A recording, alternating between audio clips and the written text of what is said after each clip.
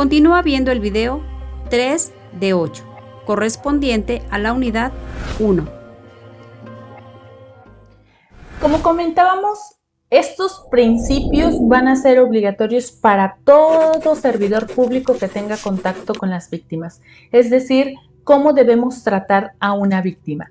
Y estos que estamos viendo enlistados son algunos de esos principios que de igual forma los encontramos en la Ley General de Víctimas. La Ley General de Víctimas establece diferentes principios generales de atención a víctimas. Estos son algunos de ellos. Buena fe, debida diligencia, máxima protección, dignidad, enfoque diferencial y especializado, gratuidad, igualdad y no discriminación, no criminalización, no victimización secundaria, trato preferente, son algunos de sus principios, algunos de los más relevantes. Bien, esta es la forma de cómo vamos, lo que vamos a explicar de cómo vamos a atender a nuestras víctimas, cómo las vamos a tratar, siempre, siempre bajo estos principios, bajo estas directrices, bajo esta guía. Estos principios siempre, siempre se tienen que observar cuando nosotros atendamos a nuestras víctimas.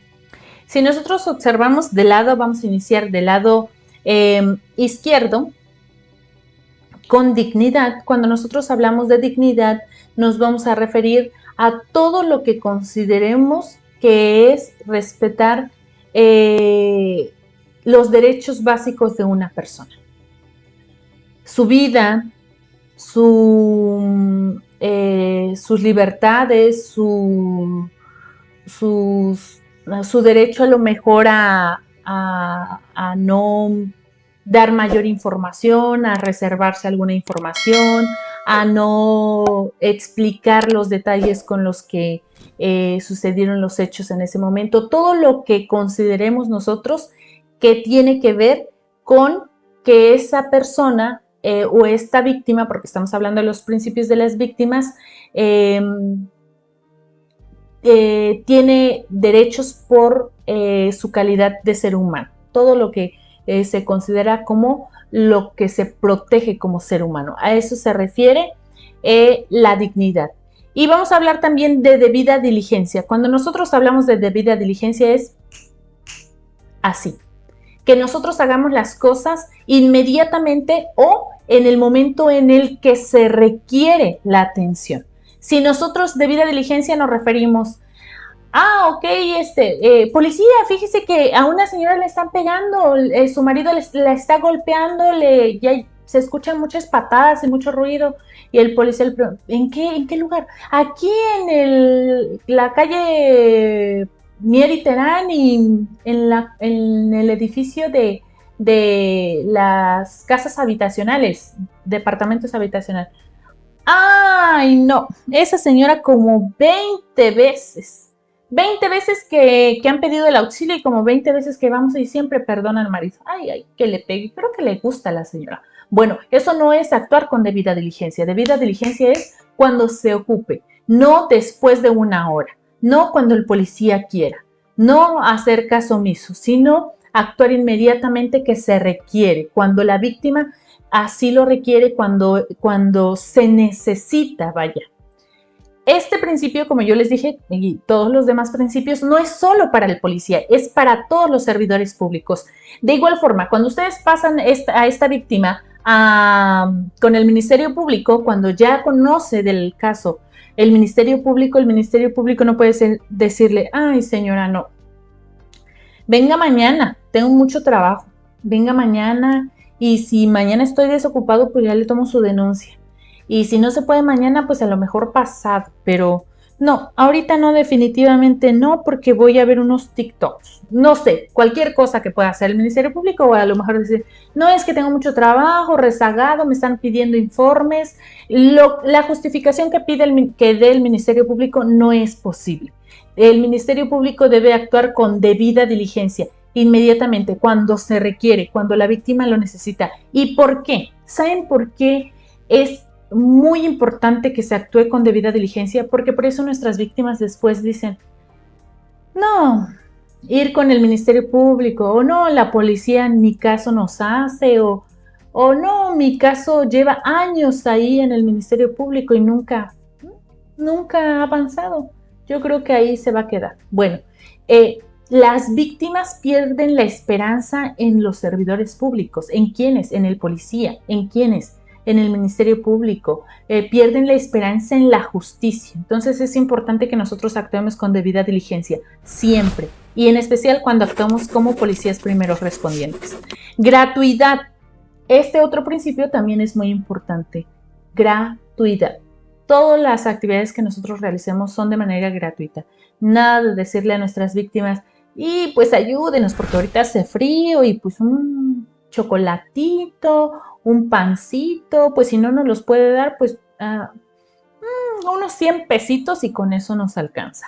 Bueno, todo lo que nosotros realizamos es gratuito. El Estado lo debe proporcionar.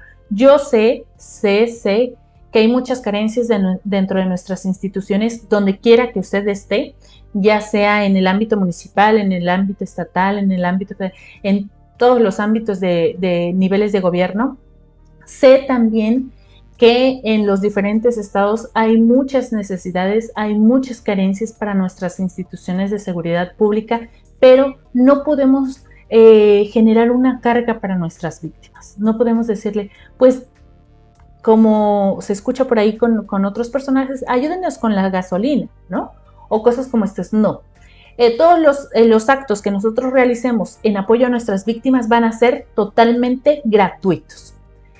Debemos enfoque diferencial y especializado. ¿A qué se refiere el enfoque diferencial y especializado? Especialmente cuando nosotros hablamos de grupos en situación de vulnerabilidad, lo que comúnmente conocemos como grupos vulnerables: niños, niñas y adolescentes, personas con discapacidad, mujeres, adultos mayores. Bueno, a eso nos referimos cuando hablamos de un enfoque diferencial y especializado, que le vamos a dar una atención diferente y especializada.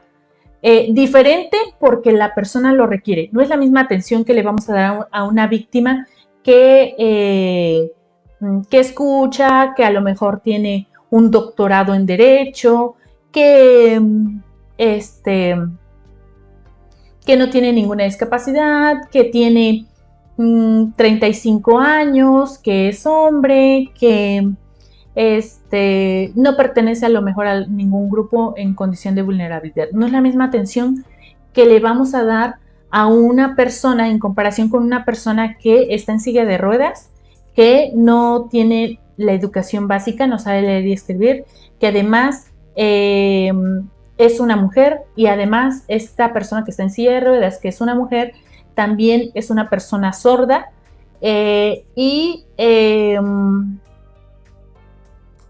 es una persona de la adulto mayor, ¿no?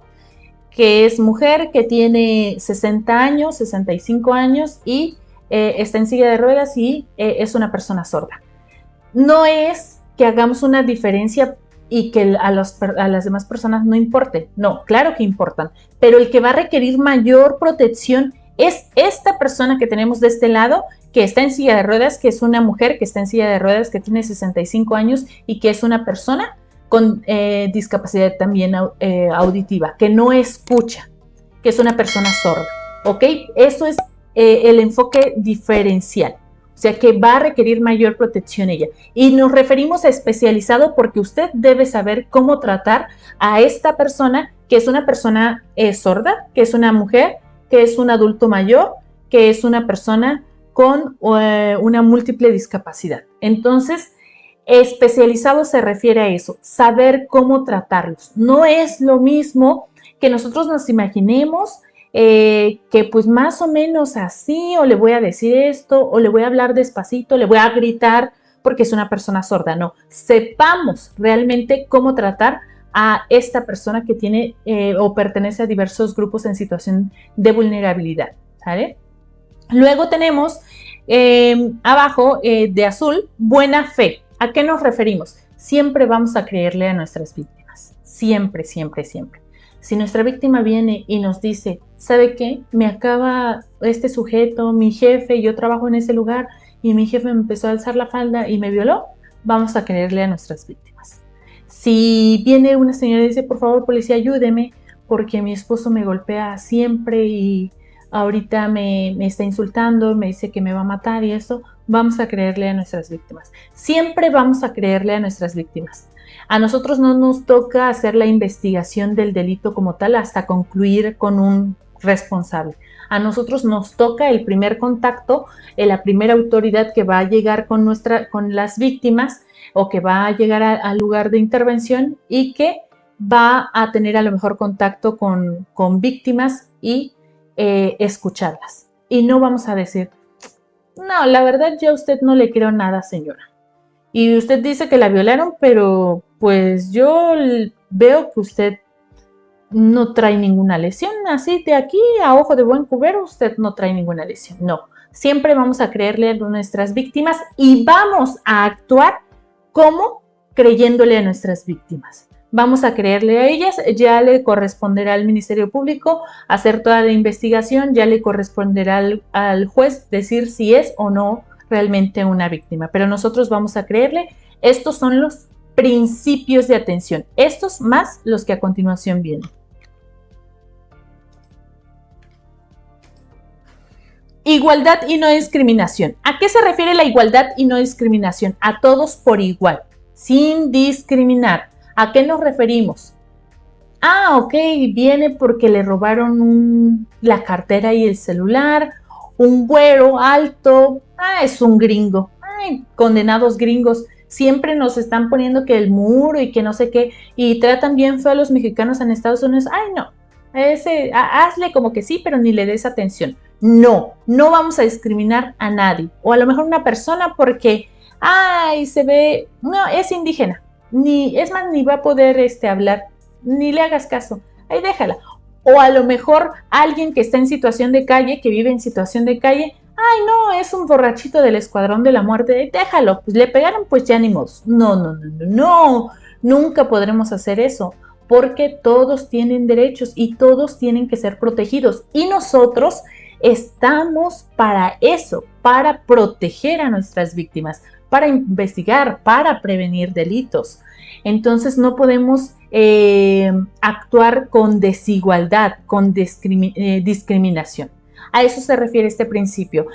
Otro principio más, máxima protección. Si nosotros, ¿a qué nos referimos con máxima protección? Si nosotros tenemos a una víctima de un delito sexual, una joven adolescente de 15 años, yo estaba un solo policía, supongamos que Aide es policía, y bueno, yo estoy haciendo unos rondines, pero los demás compañeros están en otras zonas por alguna razón y yo estaba por ese lugar y escuché que alguien gritaba y pedía auxilio. Entonces yo corro y veo que dos sujetos se van corriendo, dejan a la joven y esta joven acaba de ser víctima de un delito sexual.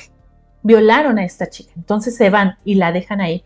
Cuando ven la presencia, se percatan de la presencia de la policía. Yo me acerco a la víctima, veo que está golpeada, que está lesionada, que está llorando, que está en crisis. ¿A quién? ¿Qué es lo que me interesa más en ese momento? ¿Ir por las dos personas que ejecutaron el acto de violencia en contra de la víctima? ¿O proteger a la víctima para canalizarla a una institución médica de salud? Proteger a nuestras víctimas. Siempre vamos a generar o hacer lo que más le proteja a nuestras víctimas. Y eso va desde el momento en que también hacemos traslados.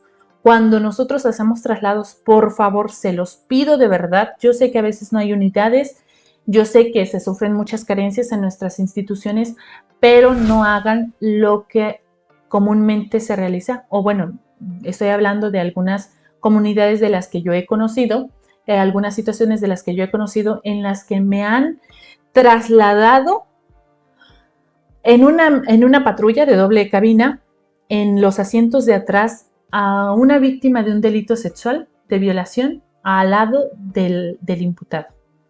Y con un policía en medio, ¿no? Para que no se vean mucho o no tengan contacto. Entonces, mucho cuidado con eso. Máxima protección se refiere lo que más proteja a nuestra víctima. Lo ideal es que trasladen a nuestra víctima y después trasladen al imputado si no hay unidades, o por lo menos el imputado vaya en la parte de atrás y nuestra víctima adentro, segura. Porque de por sí es una situación muy compleja, muy difícil, y Sí, han habido varios casos en los que sí he escuchado estas situaciones, que sí se han reportado estas situaciones en las que en el asiento de atrás va nuestra víctima, y un caso de esos fue una niña de 11 años de violación, y el imputado, que fue un vecino, que fue una violación con violencia física también, la golpearon al lado, y un policía en medio para que no estuvieran cerca. Entonces, mucho cuidado con eso. Máxima protección es todo lo que más pueda proteger a nuestras víctimas.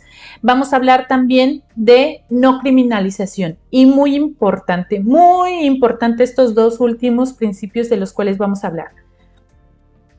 Las autoridades no deberán agravar el sufrimiento de la víctima ni tratarla en ningún momento como sospechosa o responsable de la comisión de los hechos que denuncie. Esto nos pasó con una agente del Ministerio Público de la Unidad Especializada de Delitos contra la Mujer, que se supone que está especializada. Es un delito sexual también. Era una adolescente que estudiaba en el bachillerato. Bueno, lo narraron los policías, me lo contaron también a mí. Y dicen los policías, eran alrededor de las 4 de la tarde que nosotros tuvimos contacto con la víctima. La víctima estaba pues muy lastimada, golpeada, su cabello alborotado, su ropita un poco rota, desgarrada, llena de polvo, golpeada. Había sido una víctima de un delito sexual, de una violación específicamente, como del delito de violación. Y dice, nosotros trasladábamos las compañeras, porque primero llevaron unas compañeras policías, y las compañeras dicen, trasladamos a la víctima con la Ministerio Público. Y cuando llevamos a la víctima, no estaba tan lesionada, por eso no la habían canalizado a la institución médica. Y ella quería ir a un lugar donde se sintiera más segura, ella optó por el Ministerio Público. Y cuando llega con el Ministerio Público, la pasan al cubículo de la MP mujer, y la MP, desde que la ve en la puerta, le dice, ay, hija, y también así no quieres que te pase nada. ¿Cómo vas a traer tu falda así de corta? Es que tú los provocas. Imagínense lo grave que es esta situación, que una víctima que ya viene sintiendo un dolor, un sufrimiento, estamos en shock, no sabemos lo que está pasando, qué es lo que va a pasar, porque a lo mejor nunca antes hemos sido víctimas. No, pues si ya uno es víctima o ya es cliente, ya lleva como 100 o 10 delitos como estos, no, pues a lo mejor ya no resiente tanto, ¿no? Pero esa no es la situación. Normalmente cuando tenemos a nuestras víctimas, son víctimas recientes, víctimas que no están acostumbradas a ver tantas cosas como ven los ministerios públicos, como vemos nosotros los policías, que vemos muertos, descuartizados, personas violadas, personas secuestradas, personas sin cabeza. Bueno, no es lo mismo a una víctima que estudia el bachillerato y que está allá afuera y no sabe de todo lo que pasa día a día en cuestión de delitos. Y viene nuestra víctima y le da esa atención. La gente del Ministerio Público, es muy grave, muy grave esa criminalización, que la hagan responsable de que por su culpa, por vestirse así, es que le pasa lo que le pasa. Entonces no podemos criminalizar, no podemos culpar, no podemos responsabilizar a nuestras víctimas. Eso sí está muy prohibido. Por favor, no lo hagan. Y después viene la no victimización secundaria. El Estado no podrá exigir mecanismos o procedimientos que agraven su condición, ni establecer requisitos que obstaculicen e impidan el ejercicio de sus derechos, ni la expongan a sufrir un nuevo daño por la conducta de los servidores públicos. Algo muy común y que parece chiste, pero es real. Y es muy común con nuestras víctimas de violencia familiar. Nuestras víctimas con violencia familiar llegan al Ministerio Público y le dicen, es que mi esposo me corrió de la casa, me sacó con mis hijitos y no me dejó sacar nada, ni mi acta de nacimiento, ni mi credencial de lector, ni ropa. Nada más traigo esta ropa y mis hijitos también nada más traen esa ropa. Nos corrió, nos dijo que no regresáramos porque me va a matar, me va a hacer esto. Y muchas ocasiones No sé, y espero que ustedes no lo hagan, pero también la policía dice, no, pero pues, usted no le pegó, no viene lastimada.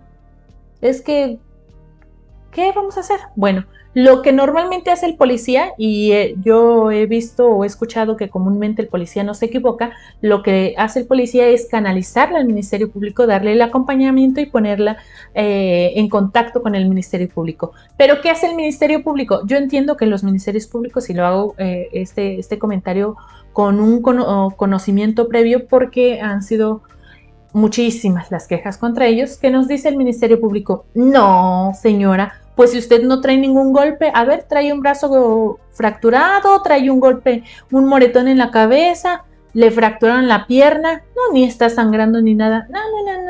¿Cómo vamos a acreditar que sufre violencia?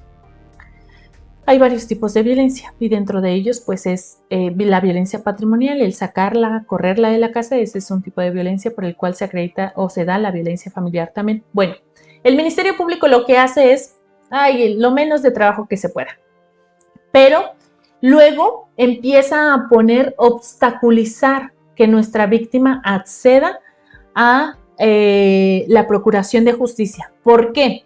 Porque le dicen, bueno, vamos a iniciar su denuncia, señora, a ver, me va a traer traiga para iniciar su denuncia, trae su acta de matrimonio, acta de sus hijos. No, pues la señora la acaban de correr de la casa, no trae nada. Lo acaba de decir. Entonces, no, pues es que no traigo. Bueno, mire, vaya y consiga su acta de matrimonio, el acta de nacimiento de usted, el acta de nacimiento de sus hijos, las constancias de que están estudiando los niños, el acta de nacimiento de Benito Juárez y de paso, pues me trae el acta de nacimiento de Porfirio Díaz.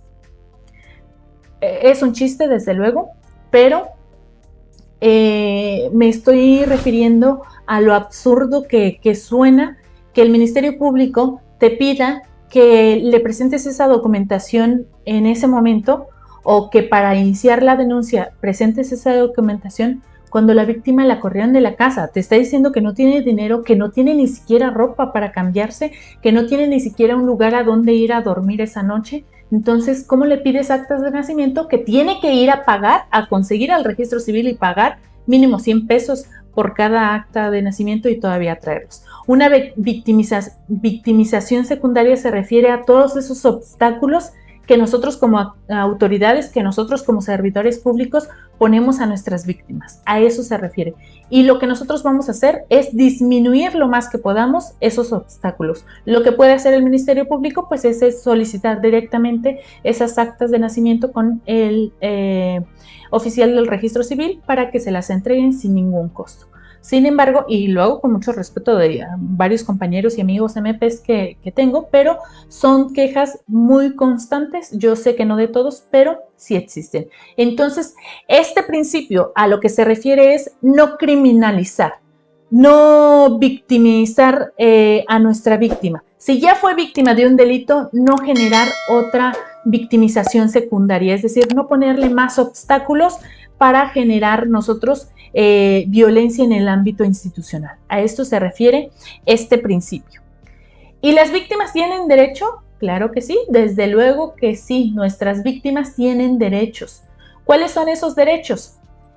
Estos derechos son para nuestra víctima durante todo el proceso penal del que será parte. ¿Ok? En algunos nosotros podemos participar como policías, en otros ya les toca directamente al Ministerio Público o tal vez al juez. ¿Cuáles son los derechos de las víctimas del delito? Bueno, recibir asesoría jurídica. Nosotros tenemos que informarle a nuestras víctimas de estos derechos de manera muy básica, porque cuando acudan con el Ministerio Público también les detallará, o en teoría esto es lo que se busca, detallarles que tienen esos derechos, aunque muchas veces le dicen, miren, fírmele acá, y las víctimas ni siquiera saben qué firmaron, pero ya firmaron los derechos que supuestamente les hizo saber el Ministerio Público, pero resulta que nuestras víctimas muchas veces ni siquiera saben leer. Bueno, tienen derechos nuestras víctimas a coadyuvar con el Ministerio Público. Esto ya es más una actividad directa con el Ministerio Público, pero esta sí nos corresponde a nosotros. Recibir desde la comisión del delito atención médica y psicológica. ¿Qué vamos a hacer con nuestras víctimas? Dependiendo de la situación en la que esté, vamos a canalizarla, ya sea que al área médica, ya sea que con una psicóloga. No inmediatamente las vamos a llevar siempre al Ministerio Público, esto es algo que ya saben, pero está dentro de estos derechos que su fundamento jurídico se encuentra en el apartado C del artículo 20 constitucional. También que se le repare el daño al resguardo de su identidad, solicitar medidas cautelares. Bueno, esto es más para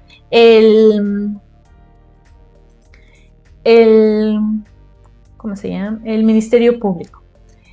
También el artículo 109 del Código Nacional de Procedimientos Penales, en esta anterior, aquí está, en esta anterior diapositiva,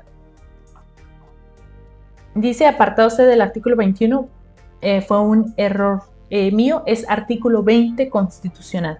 ¿Ok? Apartado C del artículo 20 constitucional.